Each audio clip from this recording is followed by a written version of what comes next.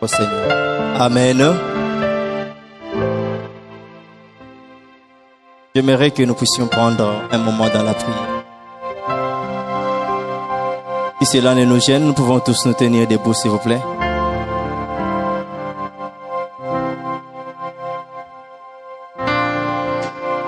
Nous sommes dans un concert culte.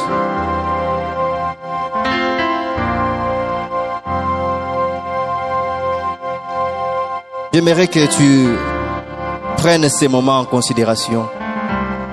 Nous voulons demander au Seigneur, puisse, par sa puissance, régner en ces lieux et nous donner une compréhension, une écoute, de sorte que cette parole que nous entendrons ce soir prenne la place dans nos cœurs et produise les fruits.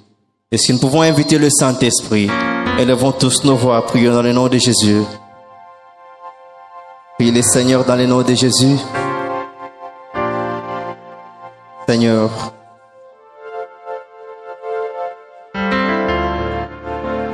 Père, ce soir, je viens à toi. Accepte que le Saint-Esprit seul trouve sa place en ce lieu. Que le Saint-Esprit illumine les yeux de nos cœurs, Seigneur. Oui, Père,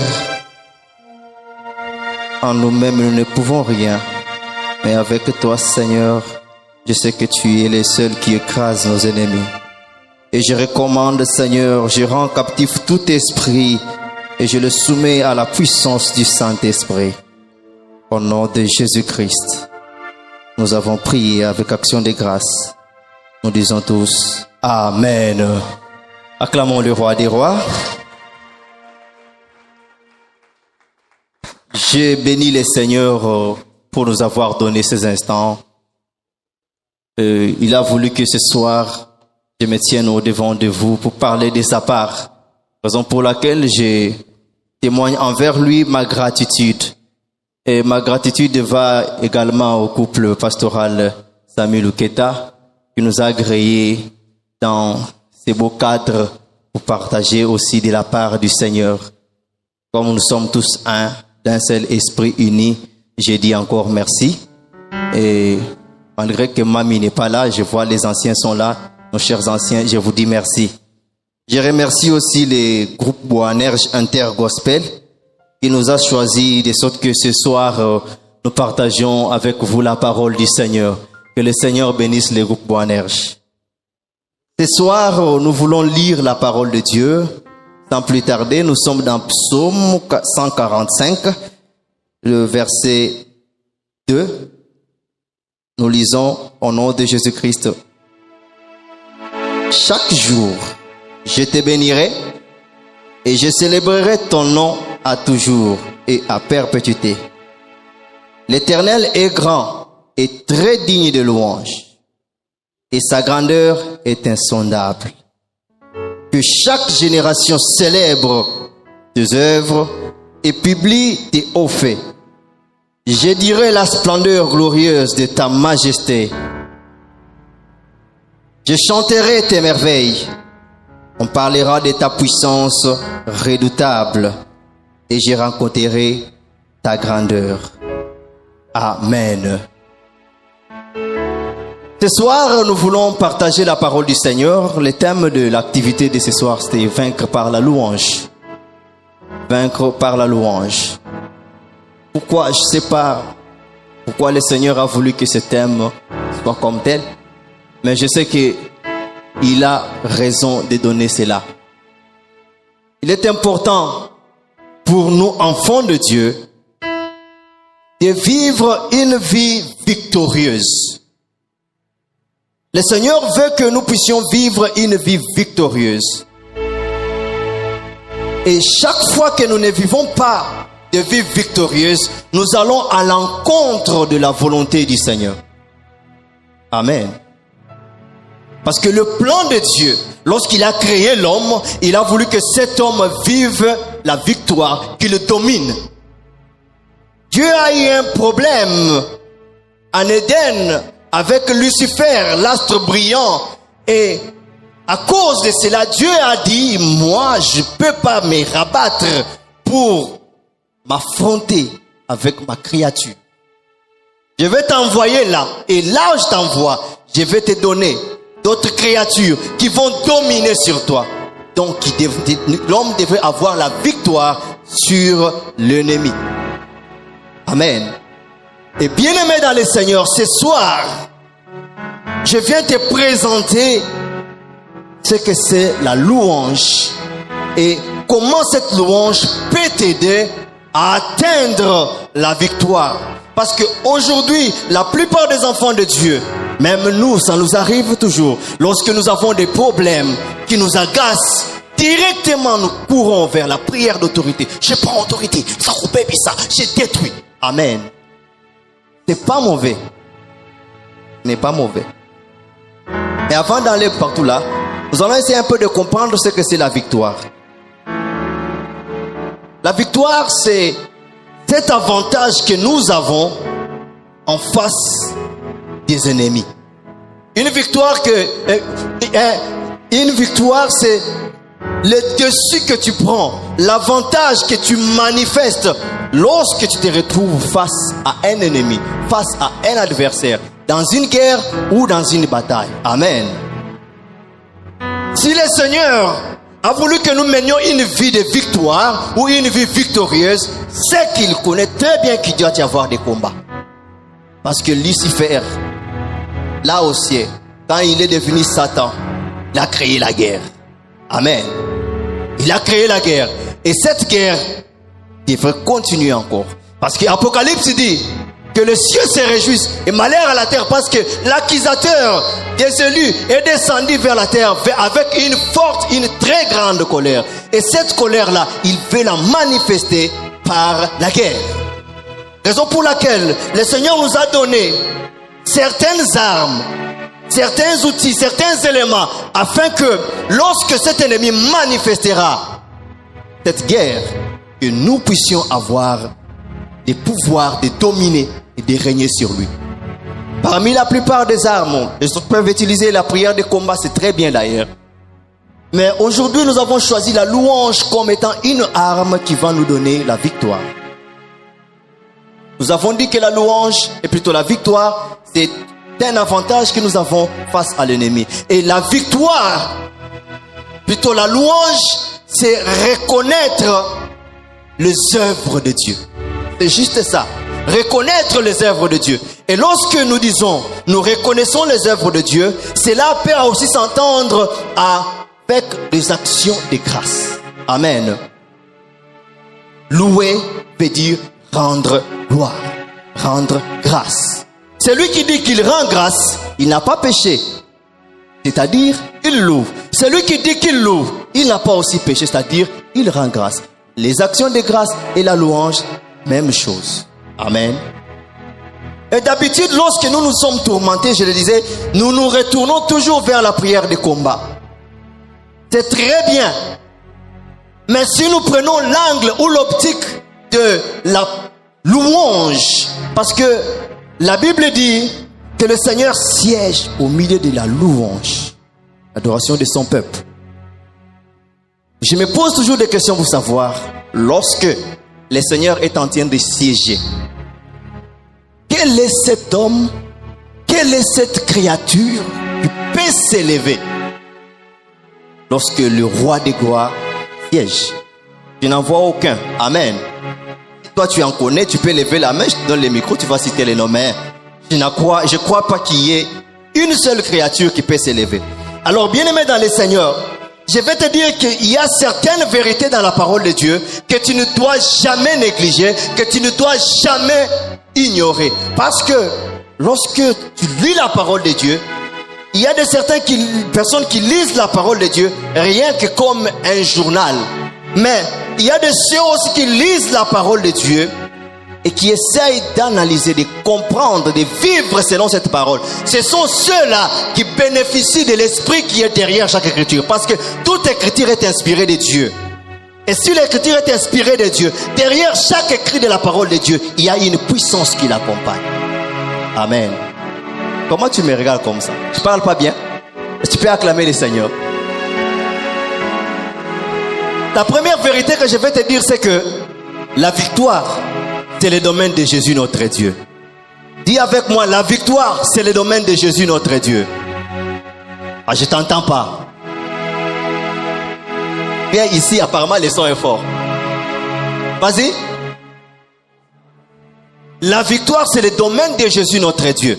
Bien-aimé dans le Seigneur, lorsque Christ est venu sur cette terre, il est venu avec la mission de nous donner la victoire. Il est venu avec la mission de dominer, de détruire les œuvres du ténèbre. Parce qu'il est écrit dans la parole du Seigneur, le Fils de l'homme apparut pour détruire les œuvres de l'ennemi. Et si Jésus-Christ était venu pour nous donner la victoire, c'est que la victoire, il en avait déjà. Amen. Raison pour laquelle nous, les enfants de Dieu, nous n'avons pas à craindre. Le Seigneur est celui qui donne la victoire parce qu'il en a. C'est en Deutéronome 28:7. La Bible dit, c'est l'Éternel qui donne la victoire. L'Éternel te donnera de la victoire. Amen. Une autre vérité est que malgré que cette victoire soit le domaine de Dieu, il est possible que toi aussi et moi puissions accéder et opérer dans ces domaines-là. Chaque enfant de Dieu, chaque chrétien tel que nous sommes, c'est vrai que la victoire c'est le domaine de notre Dieu, mais parce que nous sommes ses fils, nous portons son ADN, nous avons aussi le droit d'opérer dans cette dimension. Acclame le Seigneur.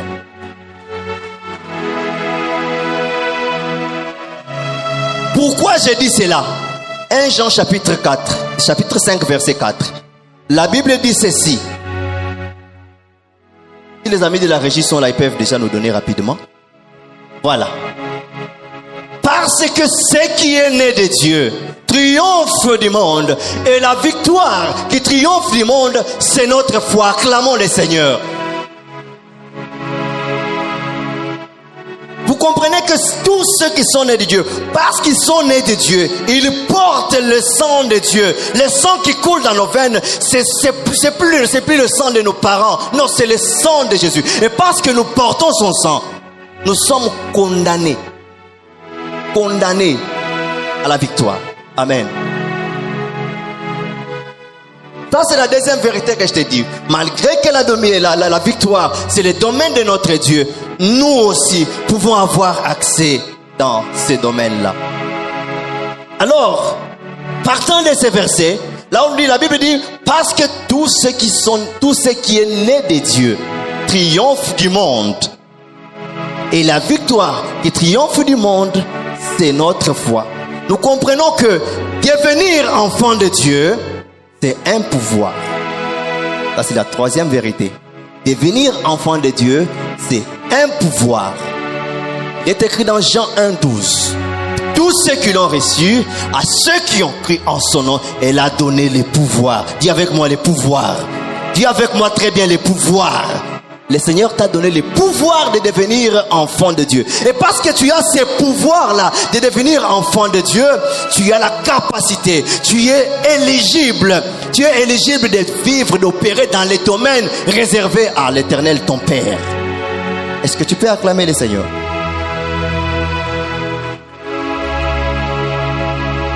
Nous comprenons par cela que la victoire, ou soit naître de Dieu, implique la foi. Parce que là, la conclusion de ces versets, les versets de 1 Jean 5:4, la conclusion dit ceci. Il dit, la victoire qui triomphe du monde, c'est votre foi. Amen. C'est par la foi que nous accédons dans ces domaines-là. Nous comprenons par cela que la foi est la base de tout chrétien. Tout chrétien qui n'a pas la foi, donc il n'est pas chrétien. Amen. Hein? Tout chrétien qui n'a pas la foi, donc n'est pas chrétien. Je crois que tous les enfants de Dieu ici, unis en ce lieu, personne ne me contredira. Pourquoi? Parce que tous nous savons, c'est par notre foi en Jésus-Christ qu'aujourd'hui nous sommes appelés enfants de Dieu. Qu'aujourd'hui nous avons le pouvoir d'opérer dans ces domaines-là. Et bien aimé dans le Seigneur, la louange pour un chrétien, ça c'est la quatrième vérité, que la louange pour un chrétien n'est pas tout simplement une émotion, mais c'est toute une vie. Amen. La louange pour chaque enfant de Dieu doit être une vie et non une émotion. Parce que la plupart des enfants de Dieu aujourd'hui, nous sommes détachés du vrai cep qui est Jésus-Christ. Nous sommes détachés. Et tout serment qui est détaché du cep ne vivra pas non plus. Raison pour laquelle, chaque fois, nous faisons souffrir les papas, nos papas pasteurs. Papa pasteur, mon fils est malade. Papa pasteur, on m'a volé mon téléphone. Papa pasteur, on m'a volé mon stylo. Même pour les stylos, on appelle les pasteurs à 2 heures. Papa, ça ne va pas, j'ai de la fièvre. Au moment où, enfant de Dieu, tu as les pouvoirs. Pourquoi tu n'arrives pas à comprendre cela? Parce que le diable a pris juste la distraction. Il a donné, il a couvert devant de toi, de sorte que tu ne vois pas le pouvoir et l'autorité que tu as d'opérer dans les domaines de la victoire. Tu veux regarder, tu dis, qu'est-ce qui ne va pas? Fièvre, et dis, silence, laisse-moi d'abord de l'espace, je vais louer le Seigneur. Bien-aimé dans le Seigneur, David a compris cela. Il y a beaucoup de personnes dans la Bible ici qui ont compris que la vie de louange donne la victoire. Amen. Et des exemples, je vais donner l'exemple des enfants d'Israël. Les enfants d'Israël, en Josué, la Bible dit que lorsqu'ils ont tourné la ville de Jéricho, ils ont poussé des cris de joie. Amen. Et j'aimerais te dire que chanter, ce n'est pas louer. Mais chanter fait partie de la louange. Parce que la Bible dit, louer l'Éternel avec. Donc, la chanson, c'est un instrument. C'est comme ces claviers ici, même les païens ils en utilisent. Le clavier n'est pas la louange, mais le clavier c'est un instrument qui contribue à la louange. Et chaque fois que nous nous tenons face à nos problèmes et que nous commençons à nous plaindre, Seigneur, voilà, fais ceci, Seigneur, l'Éternel Dieu te regarde. Mais qu'est-ce qui ne va pas? Tu apparais dans ma présence directement comme ça, commençant à poser directement des préoccupations et des suggestions. Non. Je me souviens dans la Bible, chaque fois qu'un homme pouvait se pointer devant les rois, la première chose qu'il devait faire, roi vit éternellement. Amen. Et bien aimé dans le Seigneur, ce système-là, je l'ai bien vécu à Kinshasa. Parce que les Kinois ont compris cela. Quand ils te voient, ils vont voir quelqu'un qui est âgé, barbu plus que toi. Mais quand ils te voient comme ça, oh, préso de préso, viens en Amoko, Talaraka Yonde, ils commencent à te faire des éloges jusqu'à ce que tu vas baisser les vitres de ton véhicule, tu prends quelque chose, tu les donnes, et puis il s'en va. Bien aimé dans le Seigneur. Pourquoi? Parce qu'ils ont compris que la victoire, pour avoir ce qu'on cherche, faut louer. Les païens ont compris cela. Ce n'est que les enfants de Dieu qui sont encore dans les sommeils. Réveillez-vous, peuple de Dieu. David a vécu la vie de louange. Si nous voyons les psaumes, la plupart des psaumes, c'est David qui en a écrit. Lorsque nous regardons Paul et Silas, nous tous, nous connaissons très bien que Paul et Silas, ils ont loué le Seigneur. Et même les fondements de la prison ont été ébranlés. Paul et Silas, ils ont loué le Seigneur jusqu'à ce que les fondements de la prison se sont ébranlés. Ils n'ont pas chassé les démons.